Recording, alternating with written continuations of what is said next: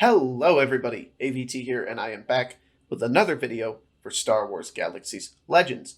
And today, I'm going to be going over armor. So, we are rapidly approaching level 90, and as such, I'm going to need to start thinking about my endgame gear. So, while I'm here, this is the Wargear Emporium on Rori here in Detroit Rock City. So a big shout out to Recon. This is a great shop for you to get the basics of what you're going to need for your endgame gear.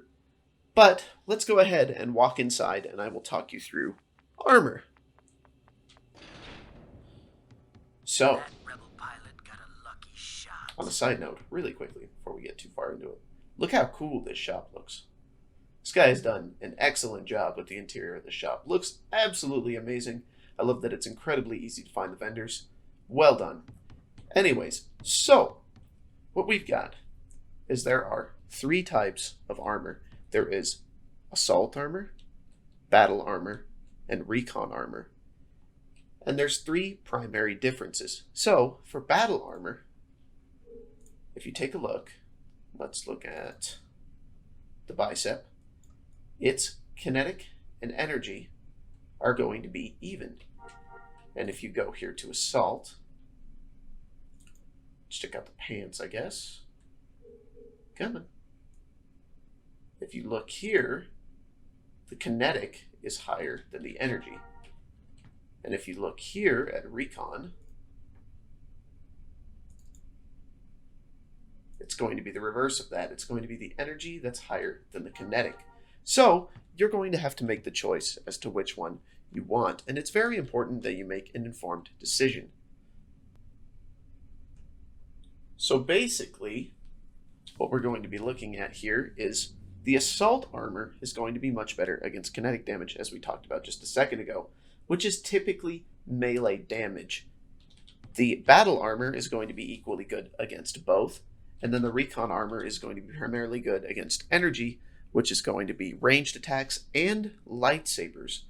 So for the most part, these armors do have specific uses, but because I'm looking for one armor set, it's going to be a one-size-fits-all since I'm just getting started on my end gear, and I'm not going to have specific armor sets for every task that I'm going to be doing. I'm going to be buying some battle armor. They also do have a few other minute stat differences, as an assault is going to be better against acid and fire, and battle is going to be better against energy and poison, and recon is going to be better against bleeding and disease. But that's not going to factor too much into my choice. So what I'm going to do here at this wonderful Wargear shop, he has a vendor right here that sells full armor sets, so I don't have to go through and find every single piece. Just a small note about this, stuff like this is going to come in backpacks. So just be very aware that there are people out there that will try to scam you. So if you're going to buy from a backpack, buy from a reputable shop. As you can see here, the backpack has the name Shock Trooper Armor Imp Full Set Assault Primus Capped, which means that it's got the maximum stats that it can possibly have. You need to be able to trust that vendor to know that that's actually what's in this backpack, because it says there's 10 out of 50 items in here, but it could just be 10 random junk loot items. But this is a reputable shop. I'm not at all concerned about buying from here, so we're going to go ahead and do so. Now, like I said, I'm going to be looking for battle armor. So we'll scroll down. If I can find it, if I'm not just blind. There we go.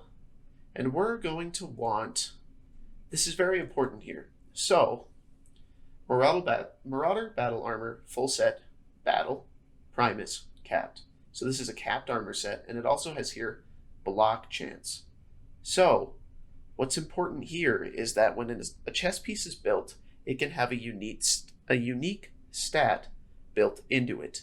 This Marauder Battle Armor, as he says here, has block chance built in.